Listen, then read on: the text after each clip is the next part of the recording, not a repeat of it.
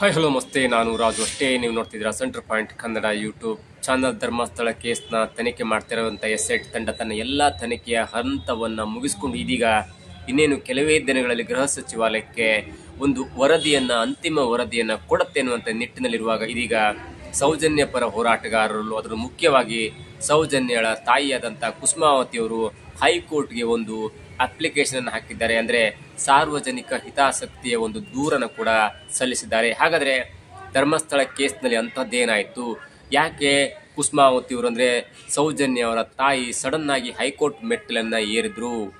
ಏನೆಲ್ಲ ಬೆಳವಣಿಗೆ ಆಯಿತು?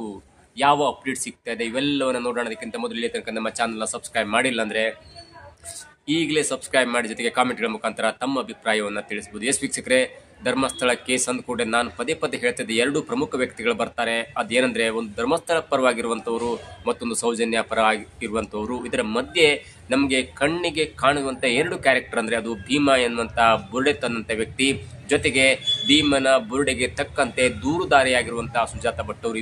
ಇಬ್ಬರು ಕೂಡ ಇದೀಗ SITಯ ತನಿಖೆಗೆ ಒಳಪಟ್ಟುಕೊಂಡಿದ್ದಾರೆ. ಮತ್ತು ಭೀಮಾ ಎನ್ನುವಂಥ ವ್ಯಕ್ತಿ ಆಗಸ್ಟ್ 22ಕ್ಕೆ ಅರೆಸ್ಟ್ ಆಗಿ ಇದೀಗ ಶಿವಮೊಗ್ಗ ಜೈಲಿನಲ್ಲಿ ಕೂಡ ಇದ್ದಾನೆ.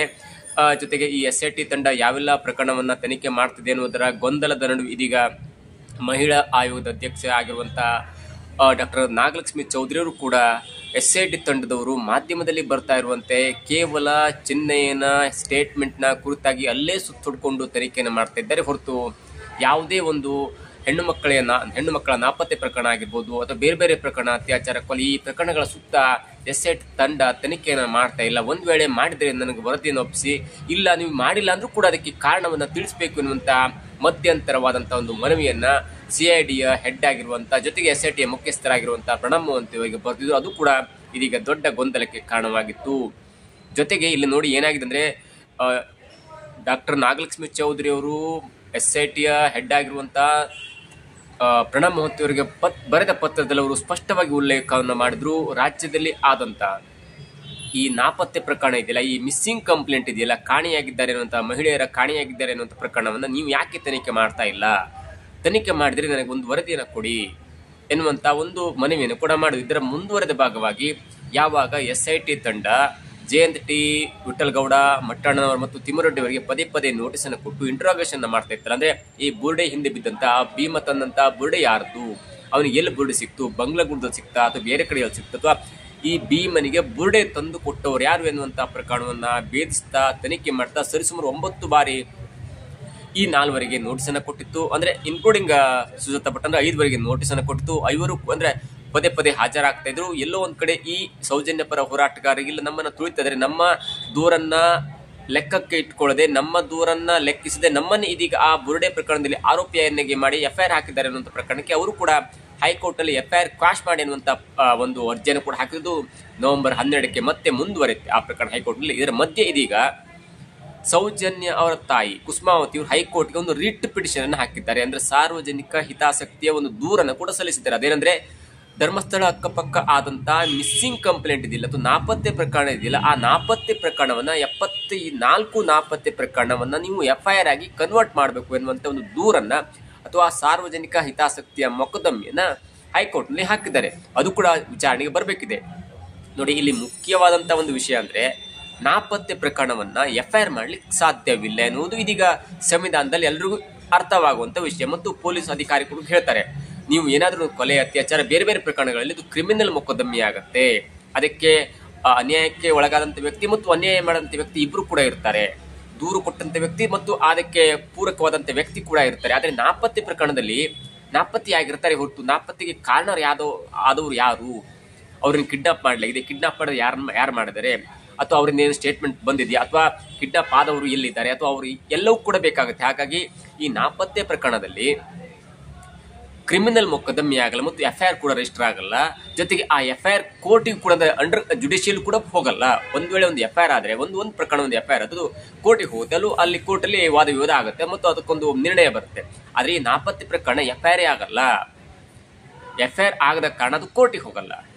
ಯಾಕಂದ್ರೆ ಆದರೂ ಕೂಡ ಪೊಲೀಸ್ ಇಲಾಖೆಯ ಕಡಿತದಲ್ಲಿ ಅದನ್ನು ಮೆನ್ಷನ್ ಮಾಡಿರ್ತಾರೆ. ಒಬ್ಬ A ಅನ್ನುವಂಥ ವ್ಯಕ್ತಿ, ಇಷ್ಟು ವಯಸ್ಸು, ಹೀಗೆ ಇವರು ಮನೆಯಿಂದ ಕಾಣೆಯಾಗಿದ್ದಾರೆ ಅಂತ ಮನೆಯವರು ಕೂಡ ನಾಪತ್ತೆ ಪ್ರಕರಣವನ್ನು ಕೊಡ್ತಾರೆ. ಆದರೆ ಅದು ಕೂಡ FIR ಆಗಲ್ಲ.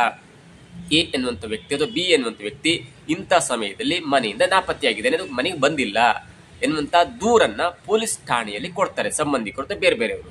ಆ ದೂರನ್ನ ಆಲಿಸಿದಂತ ಪೊಲೀಸ್ ಇಲಾಖೆಯವರು ಅಧಿಕಾರಿಗಳು ಆ ಒಂದು ವಿವರವನ್ನ ತಮ್ಮ ಕಡತದಲ್ಲಿ ಮಾತ್ರ ಇಟ್ಕೊಳ್ತಾರೆ. ಎಲ್ಲಿ ತನಕ 7 ವರ್ಷದ ತನಕವೂ ಪೊಲೀಸರು ಪ್ರಯತ್ನ ಪಡ್ತಾ ಇದ್ರೆ, ಹೋದ್ರ ಸಿಕ್ಕರ ಇಲ್ಲ ಏನಾದ್ರು ಒಂದು ಅವರ ಫೋಟೋನ ಇಟ್ಕೊಂಡು ಹುಡುಕುವಂತ ಪ್ರಯತ್ನ ಮಾಡ್ತಾರೆ. ಎಲ್ಲಿಯ ತನಕ ಅಂದ್ರೆ 7 ವರ್ಷದ ತನಕವೂ ಆ ಪ್ರಕರಣ ಇತ್ಯರ್ಥವಾಗಿಲ್ಲ. ಮನೆಯವರಿಗೆ ಸಂಪರ್ಕ ಮಾಡಿದ್ರು ಕೂಡ ಮನೆಯವರು ರೆಸ್ಪಾನ್ಸ್ ಮಾಡ್ತಾ ಇಲ್ಲ, ಅಥವಾ ಏನೂ ಸಿಕ್ಕಿಲ್ಲ, ಅದಕ್ಕೆ ಅಪೂರಕವಾದಂತ ಒಂದು ದಾಖಲಾತಿ ಅಥವಾ ನಾಪತ್ತೆ ಪ್ರಕರಣ ಸಿಗ್ಲಿಲ್ಲ ಅಂದ್ರೆ ಆ ಕಡತದಲ್ಲಿರುವ ಅಥವಾ ಆ ನಾಪತ್ತೆಯಾದಂತಹ ಪ್ರಕರಣದಲ್ಲಿ ವ್ಯಕ್ತಿ ಅಸ್ಯೂಮ್ ಟು ಬಿ ಡೆಡ್ ಅಂದ್ರೆ ಸಾವನ್ನಪ್ಪಿರಬಹುದು ಎನ್ನುವಂತ ಒಂದು ಎಂಡ್ ನೋಟ್ ಅನ್ನು ಹಾಕಿ ಅದನ್ನ ಕ್ಲೋಸ್ ಮಾಡ್ತಾರೆ 7 ವರ್ಷದ ನಂತರ. ಹೀಗಾಗಿ ಈ ಪ್ರಕರಣಗಳು FIR ಆಗಲ್ಲ, ಈ ಪ್ರಕರಣಗಳು ಕೋರ್ಟಿಗೆ ಹೋಗಲ್ಲ ಎನ್ನುವಂತ ಒಂದು ಅಸಮಾಧಾನ ಅಥವಾ ಒಂದು ಲೆಕ್ಕಾಚಾರ ಒಂದು ಸಂವಿಧಾನಾತ್ಮಕವಾದ ಒಂದು ತಿಳುವಳಿಕೆ ಇದೆ. ಆದರೆ ಈ ಧರ್ಮಸ್ಥಳ ಅಕ್ಕಪಕ್ಕ ಆದಂತ ಒಂದು ಪ್ರಕರಣ ಇದೆಯಲ್ಲ, ಸರಿಸುಮಾರು 74 ಪ್ರಕರಣಗಳು ಬೇಕಂತಲೇ ನಾಪತ್ತೆ ಮಾಡಿಸಿದ್ದಾರೆ. ನಾಪತ್ತೆ ಎನ್ನುವಂತ ಕಾರಣವನ್ನ ಕೇವಲ ಅಲ್ಲಿ ಕಡತದಲ್ಲಿ ಬರಿಸಿ ಅದು ಬೇರೆ ಏನೋದ ಆಗಿದೆ, ಅದು ಬೇರೆ ಯಾವುದೋ ಒಂದು ಅತ್ಯಾಚಾರ ಆಗಿದೆ, ಬೇರೆ ಯಾವುದೋ ಒಂದು ಕೊಲೆಯಾಗಿದೆ. ಆದ್ರೆ ಇಲ್ಲಿ ನಾಪತ್ತೆ ಪ್ರಕರಣವಾಗಿ ಮಾತ್ರ ಮಾರ್ಪಾಡು ಮಾಡಲಾಗಿದೆ. ಹಾಗಾಗಿ ಈ ಪ್ರಕರಣವನ್ನು ಕೂಡ ನೀವು FIR ಆಗಿ ಕನ್ವರ್ಟ್ ಮಾಡಬೇಕೆನ್ನುವಂತ ಒಂದು ಸಾರ್ವಜನಿಕ ಹಿತಾಸಕ್ತಿಯ ಒಂದು ಅರ್ಜಿಯನ್ನ ಕುಸುಮಾವತಿಯವರು ಹೈಕೋರ್ಟ್ಗೆ ಸಲ್ಲಿಸಿದರೆ ಅದು ವಿಚಾರಣೆ ಕೂಡ ಬರಬೇಕಾಗಿದೆ. ಇಲ್ಲಿ ಪ್ರಮುಖವಾದ ವಿಚಾರ ಒಂದೇ, ನಾಪತ್ತೆ ಪ್ರಕರಣಗಳು ಸಹಜವಾಗಿ FIR ಆಗಲ್ಲ, ಅವು ಪೊಲೀಸ್ ಇಲಾಖೆಯ ಕಡತದಲ್ಲಿ ಇರುತ್ತೆ. ಮತ್ತು 7 ವರ್ಷದ ನಂತರ ಆ ವ್ಯಕ್ತಿ ಸಿಗ್ಲಿಲ್ಲ ಅಥವಾ ಆ ವ್ಯಕ್ತಿಯ ಬಗ್ಗೆ ಏನೂ ಸಿಗ್ಲಿಲ್ಲ ಅಂದ್ರೆ ಆ ಪ್ರಕರಣದಲ್ಲಿ ಇದ್ದಂತ ವ್ಯಕ್ತಿ ಅಸ್ಯೂಮ್ ಟು ಬಿ ಡೆಡ್ ಅಂದ್ರೆ ಸಾವನ್ನಪ್ಪಿರಬಹುದು ಎನ್ನುವಂತ ಒಂದು ನೋಟ್ ಅನ್ನ ಹಾಕಿ ಆ ಕಡತವನ್ನು ಕ್ಲೋಸ್ ಮಾಡಲಾಗುತ್ತೆ.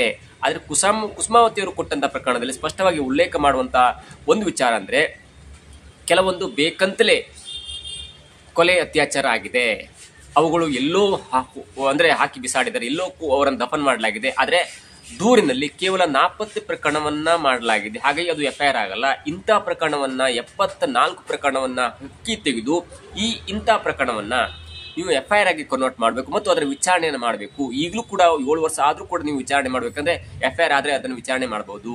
ಈಗಾಗಲೇ ಅದು ಅಸ್ಯೂಮ್ ಟು ಬಿ ಡೆಡ್ ಎನ್ನುವಂತ ಕಾರಣಕ್ಕಾಗಿ ಆ ಪ್ರಕರಣವನ್ನು ಕ್ಲೋಸ್ ಮಾಡಲಾಗಿದೆ. ಇಂಥ 74 ಪ್ರಕರಣಗಳ ಅಂಕಿಅಂಶಗಳನ್ನ ಹೆಕ್ಕಿ ತೆಗೆದಂತ ಸೌಜನ್ಯ ಪರ ಹೋರಾಟಗಾರರು ಇದೀಗ ಸೌಜನ್ಯ ಅವರ ತಾಯಿ ಆದಂತ ಕುಸುಮಾವತಿ ಅವರ ಕಡೆಯಿಂದ ಸಾರ್ವಜನಿಕ ಹಿತಾಸಕ್ತಿಯ ಒಂದು ಮೊಕದ್ದಮೆಯನ್ನ ಹೈಕೋರ್ಟ್ಗೆ ರಿಟ್ ಪಿಟಿಷನ್ ಹಾಕಿದ್ದಾರೆ. ಅದರಲ್ಲಿ ಸ್ಪಷ್ಟವಾಗಿ ಉಲ್ಲೇಖ ಮಾಡಿದರೆ, ಹೀಗಾಗಿದೆ, ಕೆಲವೊಂದು ಪ್ರಕರಣಗಳನ್ನ ನಾಪತ್ತೆ ಪ್ರಕರಣವನ್ನು ಮಾಡಿ ನಾಪತ್ತೆ ಅನ್ನುವಂತ ಉಲ್ಲೇಖವನ್ನು ಮಾಡಿ ಅದನ್ನು FIR ಮಾಡಿಸದೆ ಕ್ಲೋಸ್ ಮಾಡಿಸುವಂತ ಒಂದು ಹುನ್ನಾರ ನಡೆದಿದೆ. ಹಾಗಾಗಿ 74 ಪ್ರಕರಣವನ್ನ ನೀವು FIR ಆಗಿ ಕನ್ವರ್ಟ್ ಮಾಡಬೇಕು. ಆ ಮುಖಾಂತರ FIR ಆಗಿ ಕನ್ವರ್ಟ್ ಮಾಡಿದ್ರೆ ಮತ್ತೆ ಅದರ ಪುನರ್ ತನಿಖೆ ಆಗುತ್ತೆ ಮತ್ತು ಪುನರ್ ಪರಿಶೀಲನೆ ಕೂಡ ಆಗುತ್ತೆ ಅನ್ನುವಂತ ಕಾರಣಕ್ಕಾಗಿ ಹೈಕೋರ್ಟ್ ನಲ್ಲಿ ಒಂದು ರಿಟ್ ಪಿಟಿಷನ್ ಹಾಕಿದ್ದಾರೆ ಕುಸುಮಾವತಿ ಅವರು.